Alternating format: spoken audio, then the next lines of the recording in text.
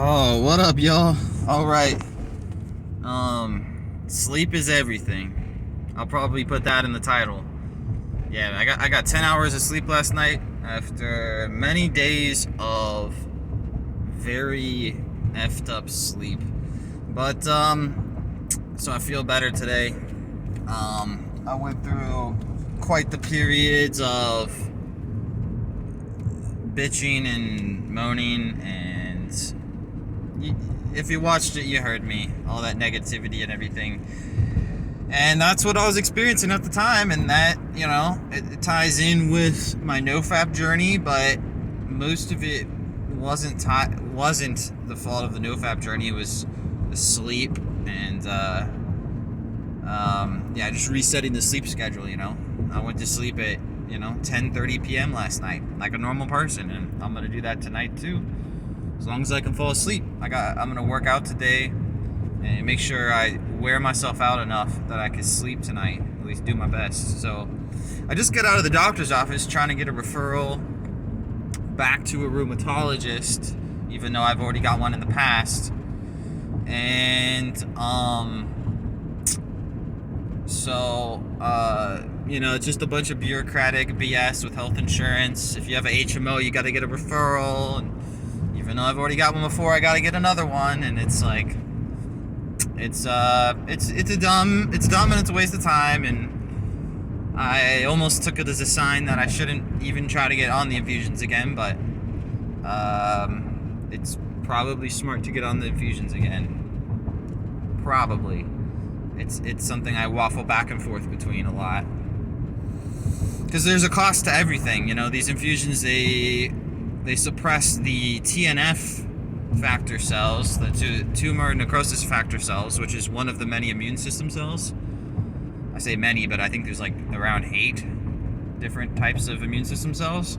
But they suppress those, which stops them from attacking my own lung tissue.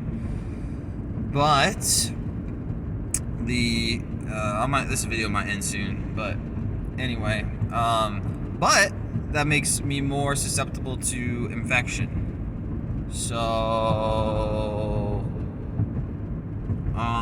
so that's something I struggle with, and I'm planning to, and I'll share it on this channel, but planning to go to a different country and vlog that experience and try to really interact with the people there, and show a cool experience similar to what Harold Balder on YouTube does. I really enjoy his style of video, just kind of a realistic kind of thing, and he pushes people to interact with them, and I really like that. And I'd like to create a nice story to share with you that involves that kind of material and content.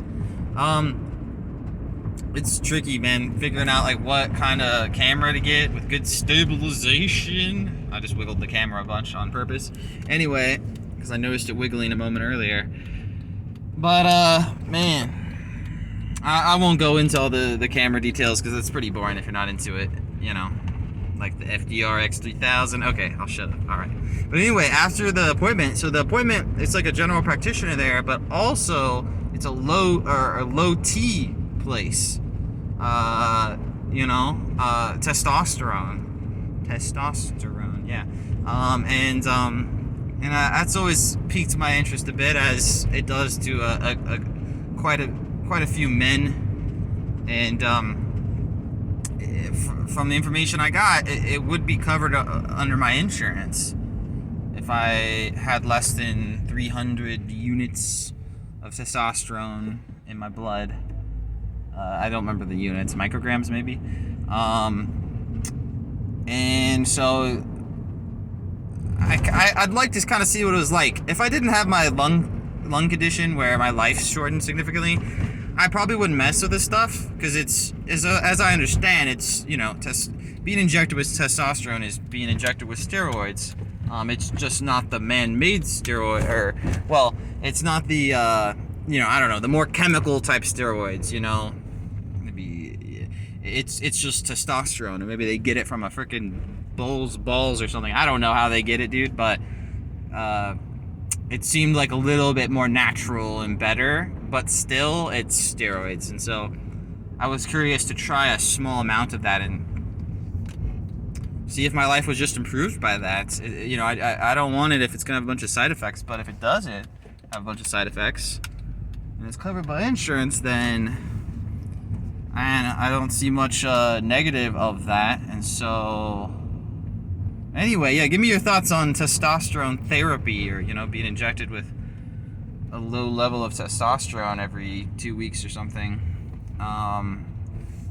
And if that's something that you guys have considered. Now see, my situation is a bit special because it's like I'm going to reach my maximum out of pocket, which is $3,000 for the year. I'm going to reach that if I get back on the infusion. So I'm like, well, if I get on that and if I'm going to hit my maximum out of pocket anyway, and I could get these injections for free, that's kind of an attractive thing. Now at that point, then I would only consider the side effects if it's worth it. So it is what it is. But day 11, NoFap. It's been a while since I got to day 11. I appreciate you guys watching. I appreciate the comments you guys have written. I think one of the dudes' name is Robert that was commenting a little bit ago, and you know,